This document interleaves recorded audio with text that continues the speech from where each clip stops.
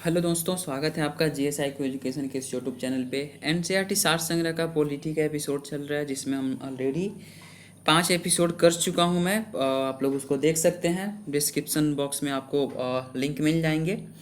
ठीक है, पिछला जो वीडियो था 5 नंबर जो सीरीज था हम लोगों का, वो जो था फंडामेंटल राइट्स, उससे बहुत सारे प्रश्न पूछे जाते हैं, तो आप लोग उसको देख लीजिए। आज का जो ये छठा लेक्चर होगा, ये राज्य के नीति निर्देशक तत्व यानी कि directive principle of state policy देखेंगे। इससे कि मतलब कौन सा इम्पोर्टेंट प्रश्न जो एग्जाम में पूछे जाते हैं और पूछे जाने की संभावना है। ठीक है, महेश कुमार बंडवाल की ये पुस्तक है। ठीक है, उसी का ये मैंने पीडीएफ लिया हुआ है और उसी से ये आपका लेक्चर हो रहा है। एक थोड़ा सा इसमें ओवरव्यू भी साथ में मैं देता हूँ, थोड़ा बहुत समझाने की कोशिश भी करता हूँ। ठीक है, डिटेल से समझने के लिए उसका लेक्चर मैं फिर से अलग मतलब मैं उसका तैयार करूँगा। तब तक के लिए अभी एग्ज़ाम है, नज़दीक में एग्ज़ाम है, तो तब तक आप लोग इसको देख करके 1 से 2 बार देखिएगा, तो कोई भी क्वेश्चन आपके एग्जाम में नहीं छूटेंगे। राज्य के नीति निर्देशक तत्व यानी कि directive principle of state policy, ये क्या है? तो हमारे संविधान में कुछ ऐसे प्रावधान किए गए हैं जिसमें ये बताया गया है कि राज्य अपनी कल्याणकारी योजनाओं के लिए, ठीक है, मतलब सामाजिक और आर्थिक रूप से और कल्याणकारी रूप से कोई भी योजना बना सकती है, लेकिन वैसी योजना बनाएगी जो संविधान के मतलब मूल ढांचे को परिवर्तित ना करे।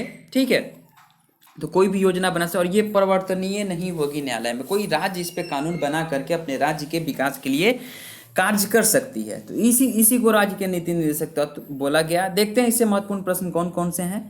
तो पहला प्रश्न है कि राज्य के नीति निर्देशक सिद्धांतों को भारतीय संविधान में शामिल किए जाने का क्या उद्देश्य है? तो सामाजिक और आर्थिक लोकतंत्र को स्थापित करना। ओके, नेक्स्ट है कि कल्याणकारी राज्य की संकल्पना का समावेश संविधान के किस भाग में किया गया है? तो राज्य के नीति निर्देशक सिद्धांतों में भाग 4 में किया गया, संविधान के भाग 4 में है। इसका आर्टिकल जो है वो कितना है आपका? 36 से लेकर के 51 तक है। ठीक है, 36 से 51 तक आर्टिकल है और भाग इसका 4 है। और 12 से 35 क्या है? 12 से 35 आपका भाग 3 है। क्या है? फंडामेंटल राइट्स है, जो एपिसोड नंबर 5 में आप लोग उसको देख सकते हैं। नेक्स्ट क्वेश्चन देखते हैं कि भारतीय संविधान के में किसके अंतर्गत पंचायती राज प्रणाली की व्यवस्था की गई? तो राज्य के नीति निर्देशक सिद्धांतों के अंतर्गत। समान आचार संहिता राज्य के नीति निर्देशक तत्वों का भाग नहीं है, किंतु समान नागरिक संहिता के नीति निर्देशक तत्व है। नीति निर्देशक तत्व का सिद्धांत क्या है? तो वाद योग्य नहीं है, इस पर बहस नहीं किया जा सकता है।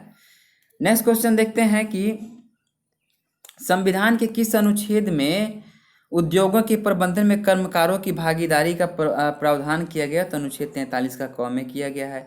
भारत के संविधान में समान कार्य के लिए समान वेतन का अधिकार का प्रावधान कहाँ पे किया गया है? तो राज्य के नीति निर्देशक तत्वों में किया गया है। पुरुषों और स्त्रियों में दोनों समान कार्य के लिए समान वेतन राज्य के नीति निर्देशक तत्व जो है नीति निर्देशक तत्व में किया गया है। राज्य के नीति निर्देशक तत्व सिद्धांतों में कौन सा अनुच्छेद अंतर्राष्ट्रीय शांति और सुरक्षा के संवर्धन से संबंधित है? तो अनुच्छेद 51 है। राज्य के नीति निर्देशक सिद्धांत एक ऐसा चेक है जो बैंक की सुविधा अनुसार अदा किया जाता है। यह कथन किसका है? तो केटी शाह का है। नेक्स्ट देखते हैं कि नीति निर्देशक तत्व से संबंधित कुछ महत्वपूर्ण अनुच्छेद है। कौन कौन से अनुच्छेद हैं? तो उसको थोड़ा सा जूम करके यहाँ पे हम देखेंगे। तो अनुच्छेद 36 जो है आपका, वो बोलता है नीति निर्देशक तत्वों की जो संदर्भ में राज्य की परिभाषा बताता है। या नीति निर्देशक तत्वों के संदर्भ में क्या करता है? राज्य की परिभाषा बताता है। ठीक है, नेक्स्ट देखेंगे कि न्यायालय द्वारा परिवर्तनीय न होना। अनुच्छेद 37 जो है, न्यायालय द्वारा परिवर्तनीय न होना। अनुच्छेद जो 38 है, लोक कल्याण की अभिवृद्धि के लिए सामाजिक व्यवस्था को बनाना। 38 का 2 है, आय की असमानताओं को कम करने का प्रावधान है। और अनुच्छेद 39 का क है, समान रूप से जीविका के लिए पर्याप्त सघन। ठीक है, नेक्स्ट अनुच्छेद 39 का ख कहता है कि समुदाय के भौतिक संसाधनों का स्वामित्व व नियंत्रण इस प्रकार हो जिसमें सामूहिक हितों की सर्वोत्तम रूप में प्राप्ति हो। अनुच्छेद 39 का घ कहता है कि पुरुषों व स्त्रियों दोनों को समान कार्य के लिए समान वेतन देना अनिवार्य है। अनुच्छेद 39 का अंग कहता है कि पुरुष और स्त्री कर्मकारों के स्वास्थ्य व शक्ति तथा बालकों की सुकुमार अवस्था का दुरुपयोग न हो। ठीक है, नेक्स्ट एक अनुच्छेद 40 जो है ग्राम पंचायतों का गठन, इसको याद रखिएगा, ये क्वेश्चन पूछा जाता है। 41 है कि कुछ दशाओं में काम, शिक्षा व लोक सहायता पाने का अधिकार है। नेक्स्ट देखेंगे अनुच्छेद 42 कहता है कि काम की न्याय संगत एवं मानवोचित दशाएं तथा प्रसूति सहायता प्रदान करना। अनुच्छेद 43 जो है कर्मकारों के लिए निर्वाह मजदूरी आदि को करना है। ठीक है, अनुच्छेद 43 कहता है। 44 क्या कहता है? 43 का क में देख लेते हैं क्या कहता है। तो 43 का क में कहता है उद्योगों के प्रबंध में कर्मकारों का भाग लेना। अनुच्छेद 43 का ख कहता है सहकारी समितियों के स्वैच्छिक गठन, स्वायत्त संचालन, लोकतांत्रिक नियंत्रण तथा व्यावसायिक प्रबंधन को बढ़ावा देना है।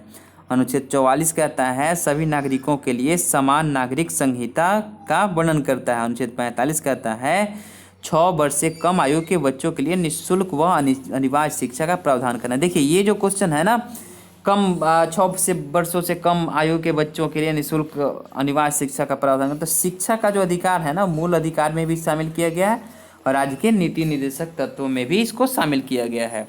अनुच्छेद 46 कहता है कि SC/ST दुर्बल वर्गों के शैक्षिक एवं आर्थिक हितों की अभिवृद्धि करना है। अनुच्छेद 47 कहता है पोषा स्तर और जीवन स्तर तथा लोक स्वास्थ्य में सुधार तथा हानिकारक नशीले पदार्थों के उपभोग पर प्रतिबंध। अनुच्छेद 47 करता है। अनुच्छेद 48 कहता है गायों, बछड़ों तथा अन्य दुधारू पशुओं को वध पर प्रतिबंध करता है एवं उसकी नस्लों में सुधार के प्रयास करता है।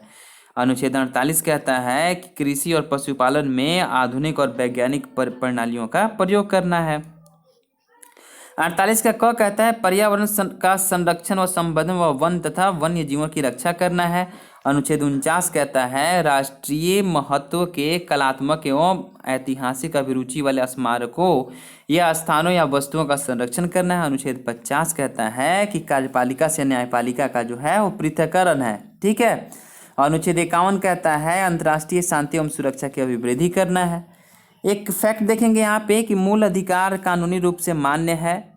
ठीक है, मूल अधिकार जो है कानूनी रूप से मान्य है, जबकि नीति निर्देशक तत्व नैतिक एवं राजनीतिक मान्यता इसको प्रदान मिला हुआ है। ओके, तो चलिए आज के एपिसोड में ये हम इतना ही करेंगे। ये 6ठा एपिसोड था हमारा आज के नीति निर्देशक तत्व। ठीक है, 5वां एपिसोड में फंडामेंटल राइट्स है। 4था एपिसोड में आप जा करके देखिएगा तो नागरिकता का प्रावधान है, नागरिकता से संबंधित प्रश्नों का है। ठीक है, आगे आने वाले 7वें लेक्चर में हम लोग करेंगे, 7वें एपिसोड में करेंगे मूल कर्तव्य फंडामेंटल ड्यूटी, जिससे भी प्रश्न को करेंगे। और अगर आप लोग को ये वीडियो अच्छा लगा तो लाइक कीजिए और सब्सक्राइब कर लीजिए। नए हैं तो सब्सक्राइब करके बेल आइकन को प्रेस कर लीजिएगा। ठीक है, मिलते हैं फिर नेक्स्ट एपिसोड में। तब तक के लिए आप सब किसी को बहुत बहुत धन्यवाद।